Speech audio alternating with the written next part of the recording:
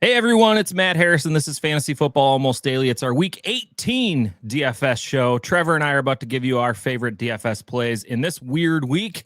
We hope we've helped you win a few bucks this season. If we have, please make sure that you've liked our show on Spotify, Apple Podcasts, iHeartRadio, or YouTube. And if you've subscribed to Fantasy Football Almost Daily, we thank you so much. Come play with us both on Saturday and Sunday on Fanball. Our $10 Saturday Showdown contest has a $400 top prize. It's about half full as of now. Grab one of the last spots in that. There's also a Saturday 5x5 and a $1 Baby Buck contest available for the big Saturday games. Trevor and I will talk a bit more about the Saturday games to start the show. On Sunday, we've got the big old Peacock, our normal Sunday crown jewel. It's $20 to play, top prize of $1,000. But best of all, you're playing against 199 other people, not 199,000.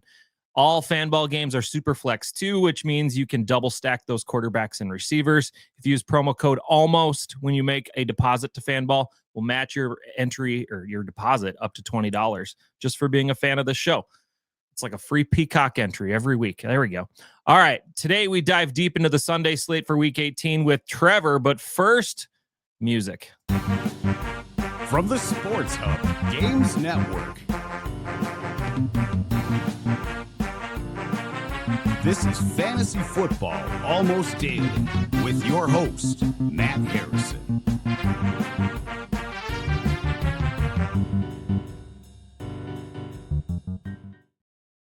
Guys, welcome to Fantasy Football Almost Daily. With me today, Trevor Jones, the guy I defeated in basically all of the Week 17 contests on Fanball.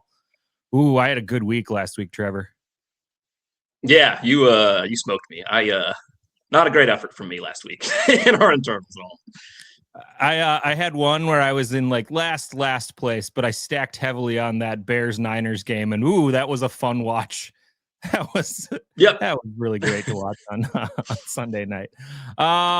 Today we're going to preview Week 18 from a DFS perspective on the show, and Trevor's team and my team play off against each other this week in a meaningless game with a whole bunch of subs in play. Super fun, exactly what we wanted. By the way, most of our information can be used on any of the other sites, but we use Fanball figures. And Trevor, I'm wearing my River Falls football hat here because your River Falls Falcons in the Stag Bowl for the national championship coming up this weekend.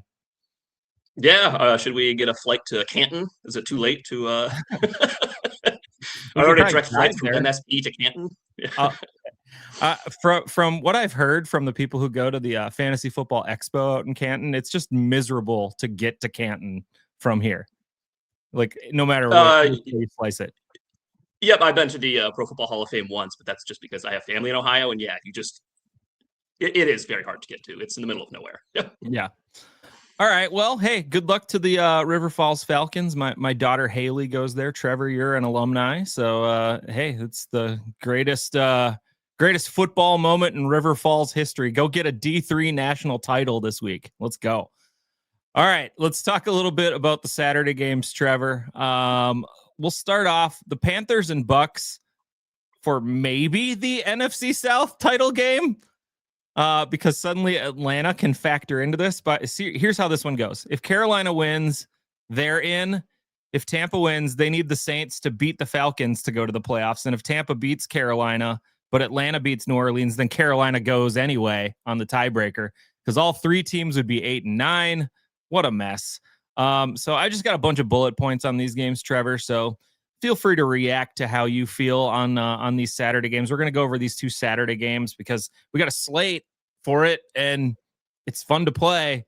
There's not the world's greatest plays on the Saturday slate, considering there's two really good games in reality, but for fantasy, it's going to be pretty weird. All right, let's start on the Carolina side. Tampa's allowed multiple touchdowns to 8 straight quarterbacks if you include run and pass. So that bodes well for the Panthers passing game. Bryce only had 191 and 2 touchdowns 2 weeks ago. So Bryce Young, I think he's my third favorite quarterback on the slate. Yeah, I just think so. Right now, the Seattle-San Francisco game has a 4-point higher total. So that's kind of where I'm leaning for the most part. And I agree. I think I like Darnold and Purdy a good step above Bryce and Baker. That's where I'm at, too. Rico Dowdle, by the way, he needs 7 yards for a $1 million bonus. So he's going to get 7 yards for sure.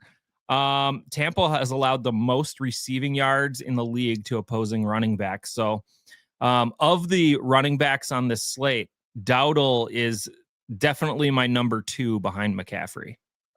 Yeah, Dowdle also, I believe, has a $200,000 incentive for another touchdown, a rushing touchdown. There we So if go. he gets an 8-yard rushing touchdown, he earns about 1.2 million. So That's fun. We got a lot of incentive talk on this we show. Do, we do. By the Yeah. way. All right. Tet McMillan had 6 for 73 and 1 against Tampa 2 weeks ago. Dave Canales said he didn't do a good enough job getting Tet the ball last week, where he only had 4 targets, 1 catch, and 5 yards against Seattle. So I think Tet McMillan is in for a big bounce back game, and I like him quite a bit on this slate. And then the Bucks have randomly allowed 11 touchdowns to tight ends this year. That's a lot. That's the 4th most in the league. Tommy Tremble had 77% of the snaps, and Jatavion Sanders just went under the knife this week on his ankle. He's done for the year. Tremble only 3,100. And when I've been filling out my Saturday lineups, I keep putting Tremble in there because I'm spending up on random dudes. I think that Tremble's kind of a good play this week. Yeah, so how I'm approaching this is, so I fiddled around with it. You can get Darnold, Purdy, JSN, CMC, and Mike Evans into the same lineup and still fill out like actual players. But you're going to need some Tommy Trembles, maybe a Xavier Legette, Sean Tucker, somebody that's kind of gross, but you can kind of get everybody outside of like Bucky and Pearsall Kittle if he plays. So yeah. So on the Panther side, for me, it feels like Bryce, Dowdle, Tet, and Tremble are all pretty reasonable plays that you can get in your lineup. On the Tampa side, Baker only had 145 and 1 in the week 16 meeting, and the Panthers are basically top 10 in every category against the pass. Although there's a silver lining here. He had 346 yards and 2 touchdowns last week. That was his best performance by far in like 2 months. He's been held under 200 yards in 5 of his last 7 games. So, but still, Baker's my 4th ranked quarterback out of these 4 Saturday quarterbacks. But he's going to be the least owned as well, I think. So it's a contrarian angle with Baker here. It is. Then if you went Baker, if you wanted to get off Mike Evans for some leverage, play like Chris Godwin, play Ibuka, who's kind of been terrible for like 2 months, but he would be really low owned, and it is a good spot for him, or a decent spot for him, I should say. Bucky has a good matchup, but I still don't think he's healthy. And it's randomly a committee backfield now. Bucky only had 9 for 19 last week on the ground against Miami. What? 5 catches for 14 yards in that game. Rashad White only had 4 fewer snaps than Bucky, and Sean Tucker got 2 touches on 4 snaps. They were both in the red zone. Tucker's had 11 red zone touches in the last 4 weeks. Bucky's had 7. White's had 6 in that time frame. So I don't think you can play any Tampa runners. I like Sean Tucker because I think he's 4,100. The Panthers have allowed the 6th most rushing touchdowns on the season. And he did score. He had a touchdown in 3 straight games prior to last week. But if he doesn't score a touchdown, yeah, you're probably getting like a half a point. Tucker's like 4,100 or 4,000, right? Yeah. Yep. And so he was what I needed to kind of unlock the CMC, JSN, Evans, Purdy. I think he was kind of Did you miss the part where I said that he had 4 snaps last week? So you're paying $1,000 a snap. Correct. Yeah, $1,000 a touch, maybe with 2 touchdowns. Speaking of red zone targets, Emeka Egbuka basically hasn't had one in a month. You cannot solidly play Egbuka at all. Since Godwin and Evans returned, they're basically getting all of the red zone work. Godwin had 7 catches, 108 yards, and a score last week. Jalen McMillan came out of nowhere for 7 for 114. Evans scored, but only had 3 catches for 31 yards. So I don't think you can play Egbuka. Evans and Godwin in the week 16 meeting, they both had 5 catches. Evans had 31 yards and a score. Godwin had 30 yards. I think they're going to be targeted super heavily in this game, though. Hard not to like Godwin a little bit more, though, for me at the 5,700 price tag. I think they're pretty even as to what the split is right now. And Evans is 7,300. Is McMillan a dart throw at like 4,100? Yeah, he's not a bad option. And I think I'd rather have McMillan in a lineup than like spread it out to Sean Tucker, basically. If you're looking at right. That's where you could go, is if you don't want to play Sean Tucker because the ceiling might just be like 12 points on 2 1-yard plunges. Yeah. So yeah, I don't hate it, and I do like Evans. Just when the season's on the line, it's tough for me to see them not throwing the ball to Mike Evans like 12 times. Oh yeah, I think so. You just have to spend up, and I think there's a lot of guys you want to spend up on this week, and we're going to talk about most of them in just a second here in the next game. Seattle at San Francisco. Winner gets the 1 seed. Loser's probably the 5 seed. On the Seattle side, Sam Darnold has a chance to earn $2 million this week. 150 yards, he gets a $500,000. 3 touchdown passes, another $500,000. And he'll probably get the other $1 million if he does those 2 things, because if he raises his passer rating by 0.8, that's another $500,000. And if he raises his completion percentage by 0.3%, that's another $500,000. So if he's accurate this week, he's going to earn $2 million. Do we get an extra like 5 screen passes to juice his completion percentage, or how do you think they like manufacture some of this? I would guess just keep throwing to JSN. Yeah, that's probably the right call. Who is probably the other guy you want to play. By the way, Niners have been in shootouts as of recently. Cam Ward, Phillip Rivers, Caleb Williams each hit 2 touchdown passes. Rivers had 277 passing yards and promptly retired a day ago, and Caleb went for 330. So you have to like JSN at 8,400. You got to pay up for him. You got to pay up for McCaffrey, it seems. These 2 teams played way back in week 1. JSN had 9 catches. Oh, wait, I got this button. 9 times. 124 yards. He had 13 targets in this game. He's had double-digit targets in 3 of his last 4. It just seems like a no-brainer to just put JSN automatically in all of these lineups. I think you just start with McCaffrey and JSN. Yeah, 100%. I don't think you could not play them. Yeah. The other receiver, Rashid Shaheed, has had 1 target in each of the last 2 weeks. But the last time the Seahawks had a super high volume passing day, Shaheed had 7 targets, 5 catches, and 74 yards against the Colts in week 15. So I think that it's going to be a heavy passing day here. So I don't mind Shaheed at 3,700 as a hero play kind of guy. I don't think I'd do Kupp at 3,800, though. He needs a touchdown to pay off, and he's only got 2 on the year.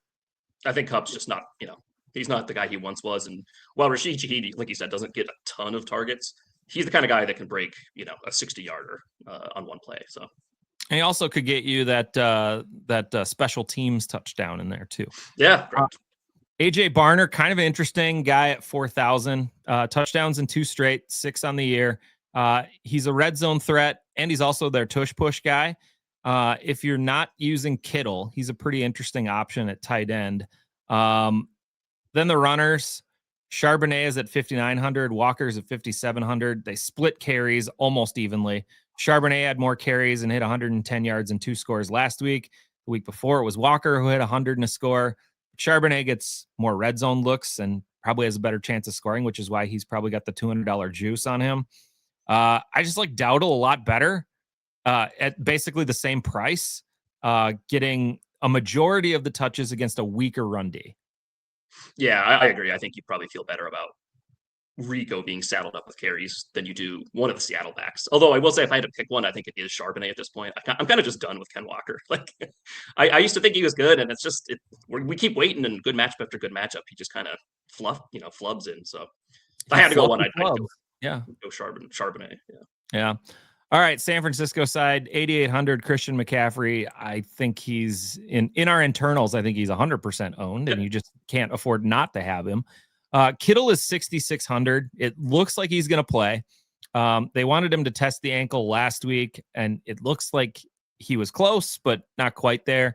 I think that he goes, and I think that you have to put him in lineups at 6,600 too. I like him better than Mike Evans. And you get a discount on him too. If Kittle doesn't go, by the way, you just immediately flip to Tanjas at $4,000, and he's like probably the best play of the week at 4K if Kittle is randomly inactive.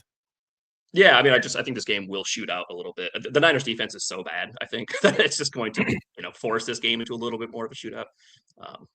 So I'm with you there. So the Seahawks, they're weak in the passing game against tight ends and running backs, and that's it. And that really like works perfectly for the 49ers. Yep. They got CMC and Kittle or Tanjas. So it feels like Brock Purdy's just in a good spot here. It's exactly what he wants to do. He doesn't target the wide receivers a ton anyway. He's been on fire, 5 touchdowns in each of the last 2 weeks. 6,900. He's number 1 with a bullet on my quarterback plays for the slate. Ran in 2 scores last week. And by the way, Bryce Young ran in a score against the Seahawks D last week too. I think this just might work. So just everything seems to be filtering toward Purdy having a good game here. Yeah, I'm with you. I think Purdy and Darnold, I think that's going to be my 2 super flex guys on the Saturday slate. We're going to have the same freaking lineup, aren't we? We're going to We probably will. Yeah. The Niners' strength at running back and tight end makes the Seahawks wide receiver, or sorry, the Niners wide receivers pretty tough to play. The Seahawks' weakness is the Niners' strength and vice versa. So they don't really have to target Jennings at 5,900 or Pearsall at 5,600. Kendrick Bourne, 3,200 though. I found myself getting some Bourne in lineups because I'm spending up at other positions and I'm down to like 3,200 for my flex guy. And by the way, if Bourne gets 200, or if he gets 49 receiving yards, $250,000 bonus. So that's kind of a sneaky one right there. I was gonna say, how do you weigh that between like, well, we need to win the game to like try to win the Super Bowl, but also our like 4th string receiver, he could really make some cash. He could cash in $250,000 here. Yeah. I would guess that, he put in a couple of good catches on Sunday night, and once they start filtering everything to McCaffrey and Kittle, I think it opens up the field for maybe the 3rd wide receiver to have some success against the Seahawks secondary. Yeah, for sure. Anything else you want to add to the Saturday slate? No, should be. I think it's going to be more fun of a real football slate than a fantasy slate, but it's actually a decent fantasy slate too. Yeah, that Seattle-San Francisco game should be pretty fun. All right, before we hit the Sunday slate, let's talk about GameBlazers really quick. We're brought to you by GameBlazers, which is still going strong even after the season-long fantasy season is over. There's $31,000 in free roll cash prizes on the line for week 18, and 3 weeks of playoff free rolls coming up too. So you still got time to rip packs and build your ultimate fantasy team and win cash before the Super Bowl. And those packs hold over. All those items hold over to next year. So you'll still have those guys. Use referral code FFAD when you sign up. Get a free starter pack plus a free rare pack, along with a spend 5, get 50 offer once you finish onboarding. Download GameBlazers today. All right, week 18. Here's the teams that we know that are resting dudes. And by the way, this is our fade. These are our guys that we're not playing this week. Both Trevor and I looked at it and went, we're fading teams here. Philly says they're benching most of their starters, which is weird because they still could get the number 2 seed. But that's what they want to do, I guess. So that's their opinion, man. Hurts, Barkley, Brown, Smith, Goddard all look like they're going to be out, plus multiple linemen from both sides of the ball. So it actually presents some interesting things for Washington on the other side. The Packers have nothing to play for at all. Sounds like Jordan Love, Josh Jacobs, and maybe Christian Watson all sit in this one. Let's see. Josh Allen expected to sit against the Jets. Actually, they said that he's going to play 1 snap. It must be like a consecutive game thing that they want to keep going. So he's going to take 1 snap and then probably run off the field. And so I imagine James Cook probably sits as well for this one. Justin Herbert taking the week off to get ready for the playoffs. Chargers are locked into a wild card spot. They just don't know which one, and I don't think they really care. And the Raiders resting Geno Smith and Max Crosby. Heavy sarcasm on resting. Yeah, Max was healthy enough to sprint out of the facility after they told him he was sitting. So he's so pissed at them, they're going to lose him. I get it. Yeah. They're going to have to trade him. It's insane. All right. Well, let's start with the player that will be in close to half your lineups. Who do you got this week? Yeah, we'll start with I think he's the most expensive guy on the slate, Bijan Robinson, 8,600 home for New Orleans. He's on fire right now. Over 25 touches per game average in the last 5. He's got 20 catches over his last 3 games. Saints are giving up the 7th most rushing yards in the league. Also, the Saints allow nearly 30 running back touches per game, which is 3rd most in the NFL. And Bijan's getting all the work he can handle. For non-playoff teams, we talked about kind of the contract incentives. Bijan is 255 yards away from Chris Johnson's single-season scrimmage yards record. Ooh. And they've saddled him up with as many touches as he can handle. I think they're going to make a real effort to go for it here. In what's kind of a dead Falcon season, I think they're really going to make an effort to get him this record.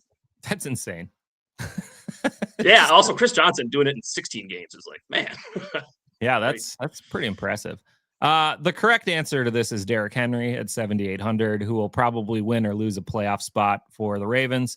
Baltimore beat Pittsburgh in week 14. Henry had 26 touches in that game, 102 yards and a score. And the Ravens desperately needed a win last week to stay even in play for week 18. What did they do? They handed Derrick Henry the ball 36 times. He got 216 rushing yards. And then he had an Al Bundy on top of that, 4 touchdowns in one game. They needed a win the week before against the Pats. They didn't get there. They didn't get that win either, but he had 128 yards and 2 scores on 18 carries in that game too. I mean, it's Derrick Henry, right? Derrick Henry in a must-win game. Like it's like you said, that's the correct answer of who should be in your lineup or who's starting your lineup this week. Yeah. All right. Favorite quarterback play of the week. Who you got, Trevor?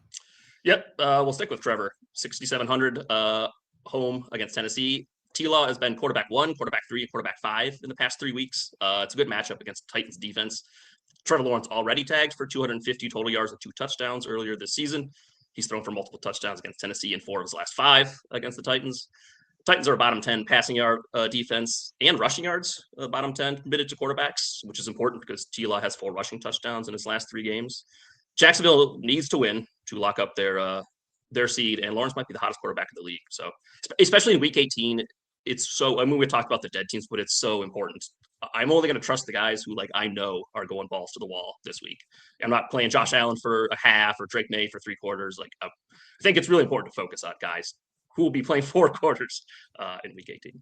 Yeah, I think that it's important to note that the Jags could opt to rest guys maybe in the 4th quarter if they're way up on Tennessee. But I mean, that's the only thing. And if they do, they're up by a ton already. Right. And Tennessee's, they're still kind of playing a little bit. I think they'll give it a half decent effort against the Jags. I've got a Tennessee guy coming up here that I want people to play. So here we go. My expensive pick is Lamar Jackson at quarterback, 6,600 at Pittsburgh. He's going to play. It's a playoff game for the Ravens. Had 219 in a score through the air and 7 carries for 43 yards and a touchdown on the ground against the Steelers in the Week 14 matchup. And that was basically his best performance in November or December. Not afraid of the Steelers' pass defense. 3rd most passing yards allowed in the league. By the way, they've given up the 9th most rushing touchdowns to opposing quarterbacks too.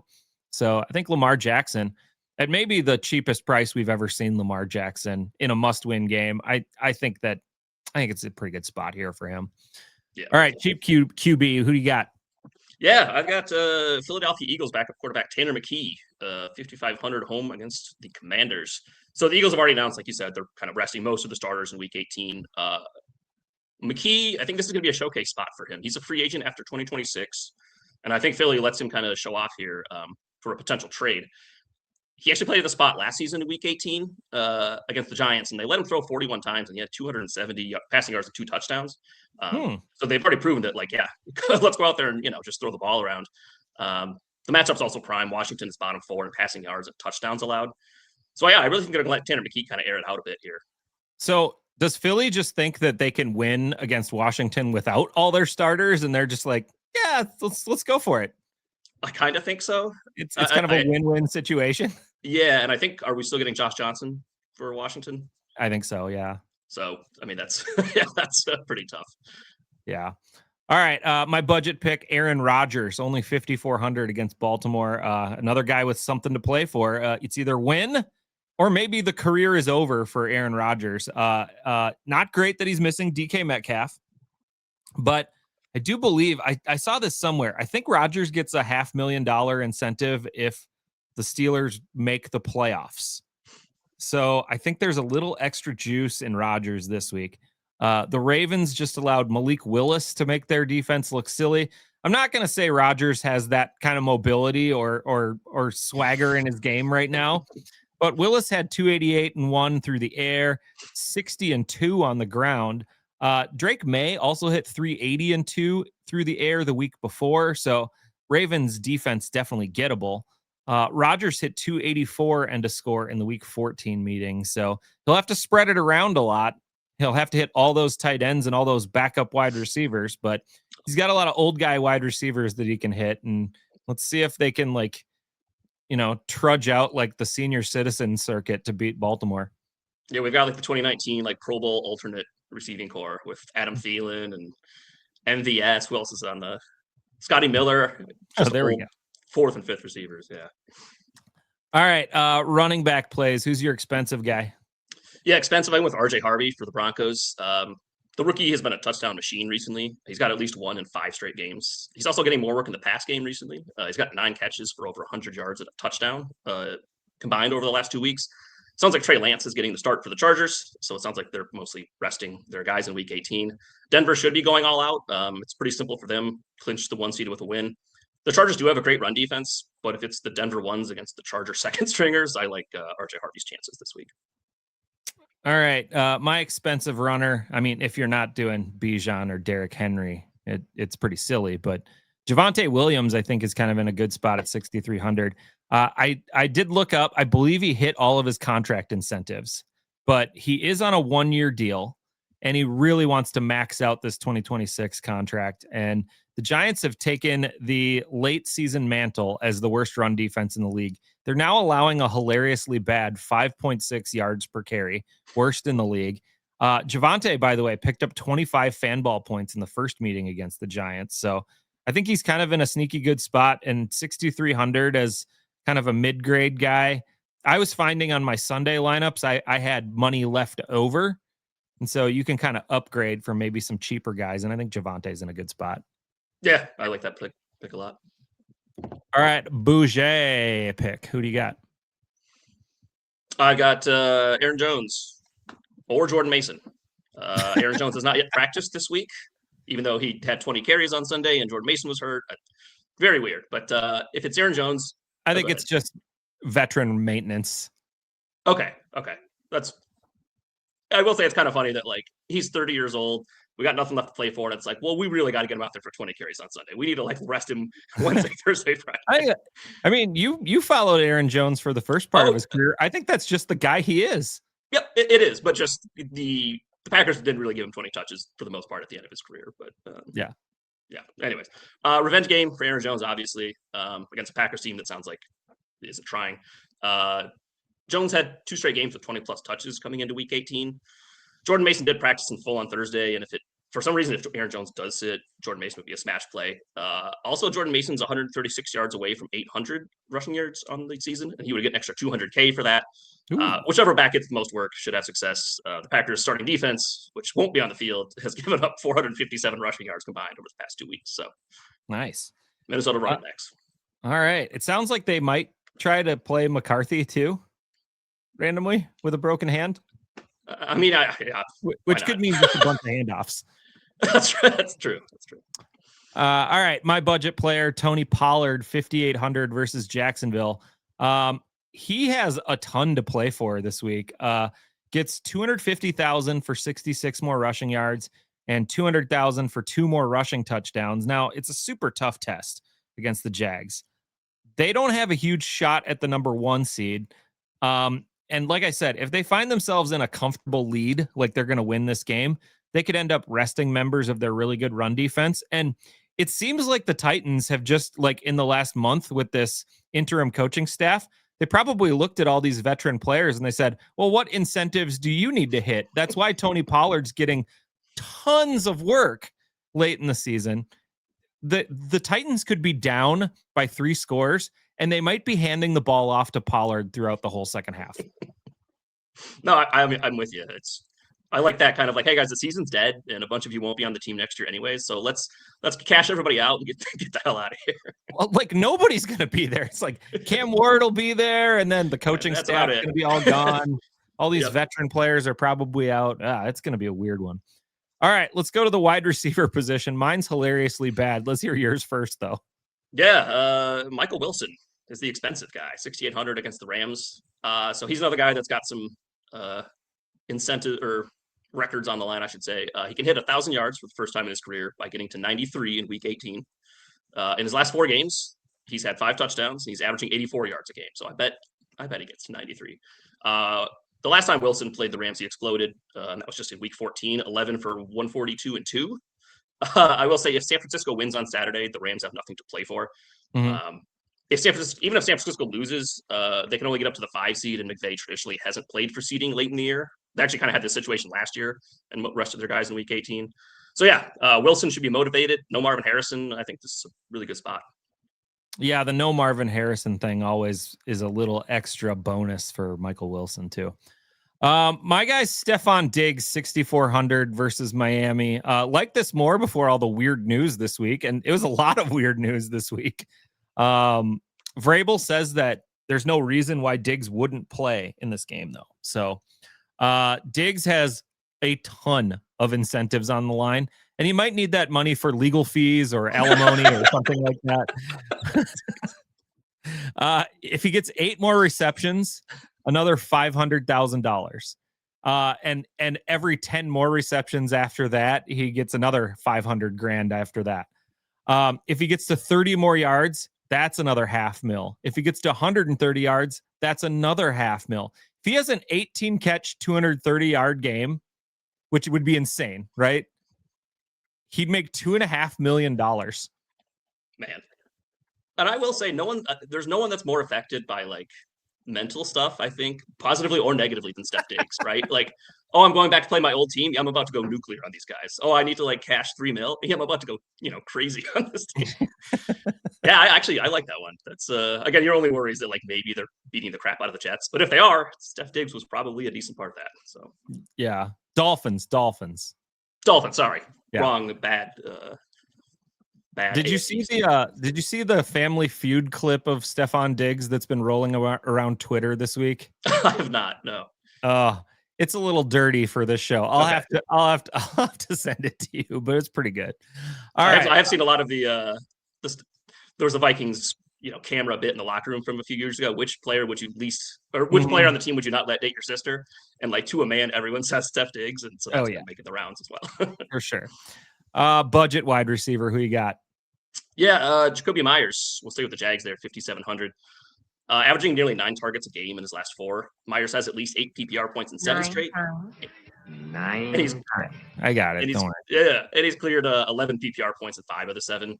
Titans are a really good matchup. They're bottom 8 in receiving yards and touchdowns permitted to enemy wideouts.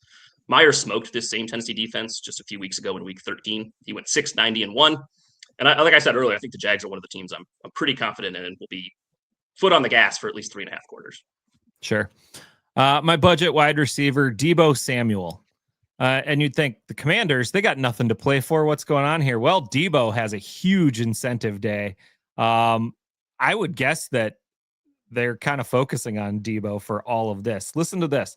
If he gets to 10 receptions, $650,000, 93 more yards, 450,000 more, 2 more touchdowns, another $250,000. So 1.3 million potentially in play for a huge Deebo day against the second and third string Philly defense potentially.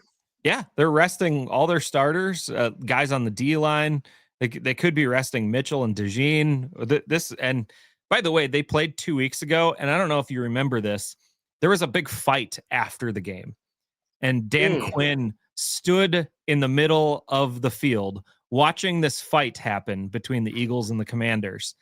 And they asked him, why did you stay there? And he's like, just remembering for 2 weeks from now when we see them again. So I think the Commanders are going to be like, they're going to be riled up and ready to go. And they're just going to want to put a beat down on these Eagles just for pride. Sure. I like that. I like that play. All right, let's go to the tight end position. Who you got? I got Kyle Pitts, 5,600 home against New Orleans. He finally cooled down a little bit. He just had 3 targets last week, and that was Drake London, his second game back. However, in the 4 weeks prior, Pitts had averaged nearly 10 targets per game. The Saints aren't a great matchup for tight ends, although they did just give up 355-1 to Chig Okonkwo last week. Drake London only has 4 catches on 10 targets in the 2 games since his return. I don't think he's even close to fully healthy. I expect to bounce back from Pitts here. He's played so well with Cousins. I think that'll continue here. Are you a little bit disappointed that the biggest tight end game of all time didn't come out of Trey McBride last week? He still That was did pretty fine. disappointing. Like Yeah, 23. he eventually got there. Yeah. But But man, I think everybody wanted him to get to like 60. That would have been so yeah, fun. I think we all just assumed it would be like a 15 for 150 too. Yeah. All right. I've got Colston Loveland 4,200 versus Detroit. I don't like a lot of the high priced tight ends this week. And we know a couple of things. The Bears still want to get the number 2 seed. They can do that with a win. Rome Odunze hasn't practiced yet this week. Luther Burden got hurt on the final play of the Sunday night football game last week. He is practicing though with a quad injury. And Olamide Zacchaeus, he's been sick all week and hasn't practiced. So there could just be some additional targets available for Loveland, who had 10 targets last week, 6 catches, 94 yards, and a score. I think he's just in a good spot. And I think as we move into the first part of draft season next year, I think Colston Loveland's going to be one of those guys who's starting to sneak into the top 5 tight end conversation. I agree. It's funny because in the beginning of the year, I was like, "Oh, that's so funny. The Bears took this guy over Tyler Warren. You know, what a clown operation." And now it's like, dang, Colston Loveland might be kind of really good. I mean, they're both good. They are both good. Yeah. It's not a bad situation here. It's not one can be good. It's not the Highlander, Trevor. Come on. No. It's just it's usually the Bears making the flub. Now it's the Bears are making the smart choices. Oh, that for a Packer fan and a Viking fan, that's the absolute worst. I don't know about you. I really liked it when it was just the Vikings and Packers for years and years. Yeah. And now Detroit and Chicago getting good. This I think sucks. they're getting uppity on us. Yeah. Yeah, they really are. All right. Budget tight end. Who you got? Yeah, I got Michael Mayer for the Raiders against Kansas City. Minimum price, $3K. Brock Bowers was shut down for the year last week. Mayer immediately took advantage. He led the team in targets, catches, and yards, going 8 for 89. In the 2 games post Mahomes ACL, Kansas City's kind of been lifeless. 2 weeks ago, they allowed 8 for 53 and 1 to the Titans Chig Gunnar Helm combo at tight end. Evan Ingram only had 4 for 21, but he's mostly washed, and that was last week. So yeah, $3K for a guy who's the favorite to lead his team in targets. I don't know if there's a big ceiling there just because this Raiders team is not live to score more than like 14 points, but yeah, I think $3K, you're getting a pretty good floor there. All right. My budget tight end, Hunter Henry, 4,100 against Miami. He's got an incentive, can hit another $250,000 bonus if he gets 5 catches. Miami, the 3rd easiest tight end defense in the league. They're allowing the 2nd most catches and the 3rd most yards to the position. And by the way, Hunter Henry has scored in 2 straight games. So the only worry here, they get up too big and he's not playing in the second half. So yeah, that's it. All right. Deep sleeper time. Who do you got? Yeah, we'll go with another Philly backup. We got Tank Bigsby, the running back, 4,400. Philly traded decently significant draft capital to acquire Bigsby. They gave up a 5th and a 6th earlier this year. He's clearly ahead of A.J. Dillon and Will Shipley for base work and should get the goal line work as well. Shipley's a little more of a pass-catching back. Against Vegas in Week 15, when Philly was just kind of grinding the game out, they did saddle up Bigsby with 17 carries. So clearly they do trust him a little bit. Philly's a 4-point home favorite, but the team total still over 3 touchdowns. So I think Bigsby gets 15-plus touches and a score in this one. Okay, that makes a lot of sense. My deep sleeper, Hollywood Brown, 3,800 at Las Vegas. Another incentive guy. His incentives are huge, by the way. $750,000 if he scores a touchdown. That's an expensive touchdown right there. If he gets to 2 touchdowns, he gets $1 million.